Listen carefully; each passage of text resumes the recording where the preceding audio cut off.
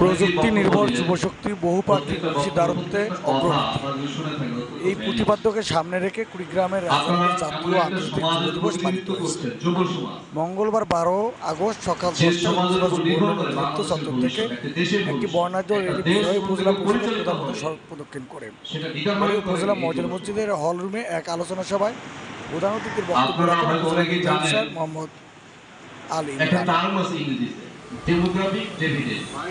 উপজেলা যুব উন্নয়ন ক্যাশ অফিসার রবিউল ইসলামের সঞ্চালনায় সহকারী উপজেলা যুব উন্নয়ন অফিসার মোহাম্মদ আজিজুর রহমান রাজুর সভাপতিত্বে বিশেষ অতিথির বক্তব্য রাখেন রাজরহাট থানার অফিসার ইনচার্জ উপজেলা জামায়াতের আমির মাওলানা মোহাম্মদ কবির উদ্দিন, উপজেলা প্রেস ক্লাব রাজরহাটের সভাপতি আব্দুল কুদ্দুস, এনসিপির যুগ্ম সমন্বয়কারী রাশেদুল ইসলাম, উপজেলা ছাত্রদল আহ্বায়ক রুবেল পাটোয়ারি ও জুলাই যোদ্ধা ছাত্র মিজান আল মিজান মাহি। পরে যুব ঋণের চেক ও প্রশিক্ষণের সনদপত্র বিতরণ করা হয়। শেষে শহীদ জুলাই যোদ্ধাদের স্মরণে উপজেলা পরিষদে বৃক্ষরোপণ করা হয়েছে। সবশেষে আইডিআরএস বাংলাদেশ সহযোগিতায় যুব সংগঠনের সদস্য পরীক্ষায় ভালো ফলাফলকারীদের পুরস্কার বিতরণ করেছেন। প্রহ্লাদ মণ্ডল, সৈকত, আলোকিত, রাজারহাট। আসলে একটা যুব সমাজ কি পারে কি পারে না তার উজ্জ্বল দৃষ্টান্ত আমরা 1 বছর আগে দেখলাম, তাই না? দেখেছি যুব সমাজ চেয়েছে যে অবৈধ শাসন ব্যবস্থা অনন্তকাল ধরে চলতে পারে না। এটা আমাদের দেশ, আমাদের রেসপন্সিবিলিটি আছে, আমাদের কর্তব্য আছে। তারা চেয়েছে এবং তারা কি পেরেছে, তাই না? এটার চেয়ে বড় উদাহরণ আর কি হতে পারে? কারো কি ধারণা ছিল এরকম একটা শক্তিশালী রিজাল্ট, শক্তিশালী একটা শাসন ব্যবস্থা 1 মাসে ফল করবে? ধারণা ছিল না, কিন্তু যুব সমাজ সেটা করে দেখিয়েছে। তো যাই হোক, যুব সমাজ করার জন্য আপনার পরিশ্রমের মানসিকতা থাকবে। আপনি খুব বেশি প্ল্যান করলেন, আত্মবিশ্বাসী, আপনি ঘুমাইলেন, তাহলে তো হবে না।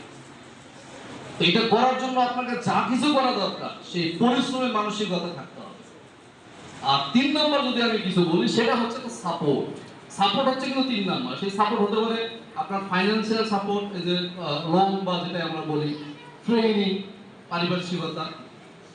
কিন্তু প্রথমত সফল উদ্যোক্তা, সফল মানুষের বড় পরিচয় হচ্ছে তার মধ্যে আত্মবিশ্বাস এবং পরিশ্রমের মানসিকতা। এই দুইটার যদি সুন্দর একটা সমন্বয় তার মধ্যে ঘটে, সেই মানুষটিকে কখনো কিন্তু আটকে রাখা যায়, বিশেষ করে একজন যুবককে।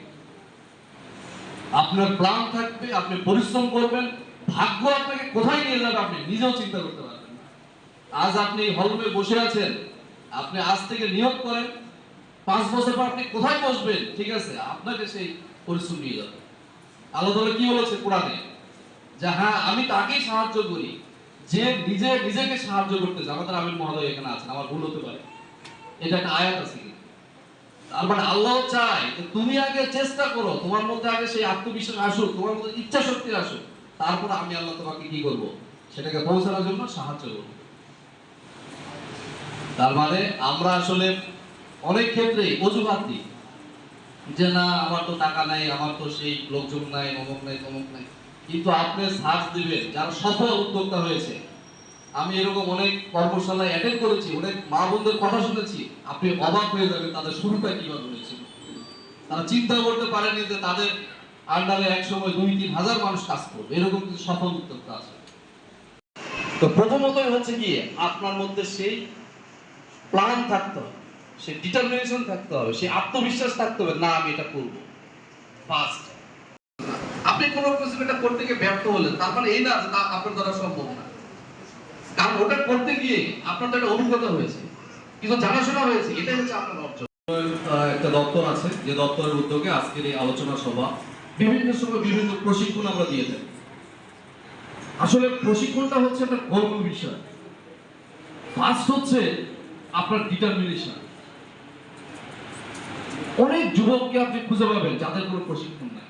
আপনি ইউটিউবে সার্চ করেন, আমার যুবক ভাইয়েরা বোনেরা যারা আছে, শত শত ভিডিও এরকম পাবেন সফল উদ্যোক্তাদের যাদের কোনো প্রশিক্ষণ নাই।